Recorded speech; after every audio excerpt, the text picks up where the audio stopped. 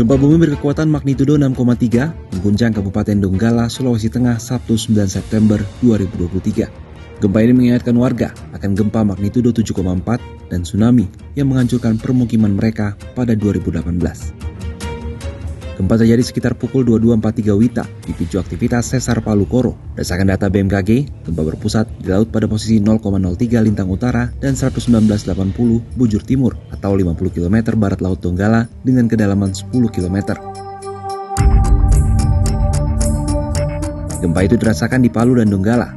Selain itu, guncangan juga dirasakan di beberapa wilayah di Sulawesi Tengah, seperti Poso, Sigi, dan Toli-Toli. Tak hanya di Sulteng, gempa juga dirasakan di Pohuwato dan Kabupaten Gorontalo, Kota Gorontalo, serta Kutai Timur.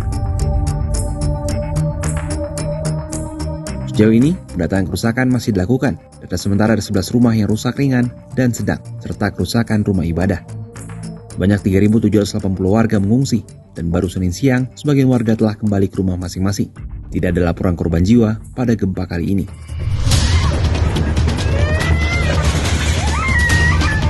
Peristiwa gempa ini membuat trauma warga kembali muncul akibat teringat peristiwa gempa, tsunami, dan likuifaksi yang terjadi di Donggala pada Jumat 28 September 2018.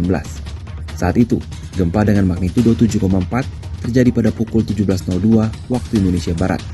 Lokasi gempa berada pada 26 km dari utara Donggala, Sulawesi Tengah dengan kedalaman 10 km. Tak lama setelah gempa, tsunami pun turut menerjang Kota Palu, Kabupaten Donggala, dan Kabupaten Sigi, disertai fenomena likuifaksi yang menenggelamkan permukiman warga. BNPB mencatat sebanyak 2.113 orang tewas dan ribuan lainnya luka-luka. Meski kekuatan gempa pada September 2023 berbeda dengan gempa pada September 2018, namun sumber gempa sama-sama disebabkan oleh sesar Palu Koro. Apa itu sesar Palu Koro? Mengapa gempa terus terulang di wilayah tersebut? Untuk mengetahui hal ini, kita harus memahami karakteristik dari Pulau Sulawesi. Pulau Sulawesi terbentuk dari tumbukan 3 lempeng besar, yakni Indo-Australia, Eurasia, dan Pasifik. Pulau ini amat dinamis dan dibelah banyak patahan aktif. Dalam peta sumber gempa nasional terbaru yang disusun Pusat Studi Gempa Nasional tahun 2017 disebutkan, ada 48 sesar atau sumber gempa di Pulau Sulawesi. Terdapat sejumlah sesar besar yang ada di Pulau Sulawesi, yakni sesar Palu Koro, sesar Mantano, sesar Lawapono, sesar Gorontalo, sesar Walanai, sesar Sorong Utara, dan Sorong Selatan. Namun salah satu sesar yang dalam sejarah memicu banyak gempa bumi merusak di kawasan ini adalah sesar Palu Koro. Sebagian besar sesar di Sulawesi terletak di wilayah padat penduduk. Berdasarkan risiko ancamannya, Kota Palu perlu diwaspadai dan mendapat perhatian serius karena dilalui sesar aktif Palu Koro. Selain itu, Kota Sorowako pun memiliki risiko yang sama karena dilalui sesar Matano. Bahkan, menurut hasil kajian Sokwet dan tim pada 2006 yang dimuat di Journal of Geophysical Research, zona sesar ini memiliki laju pergeseran sangat cepat, sekitar 4 cm per tahun. Sesar Palu Koro dikenal sebagai salah satu sesar paling aktif.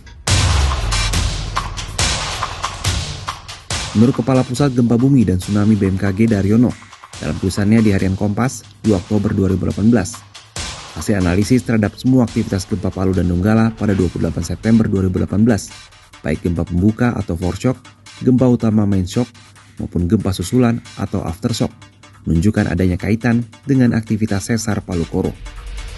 Ciri utama sesar Palu Koro adalah mekanismenya yang bergerak mendatar mengiring, yang dibuktikan oleh analisis mekanisme sumber keluaran Badan Meteorologi, Klimatologi, dan Geofisika atau BMKG. Sejarah mencatat gempa di kawasan Palu dan Donggala telah terjadi sejak ratusan tahun lalu. Catatan paling tua gempa Palu terjadi pada 1905. Selanjutnya gempa kuat terjadi pada tahun 1907, 1909, 1927, 1937, 1968, 2012, dan terakhir 2018. Upaya mitigasi bencana yang melibatkan masyarakat tentunya diperlukan. Hal ini penting mengingat ancaman gempa dan tsunami mengintai di wilayah Palu dan Donggala, agar jatuhnya ribuan korban jiwa pada peristiwa gempa dan tsunami di tahun 2018 tidak terulang kembali.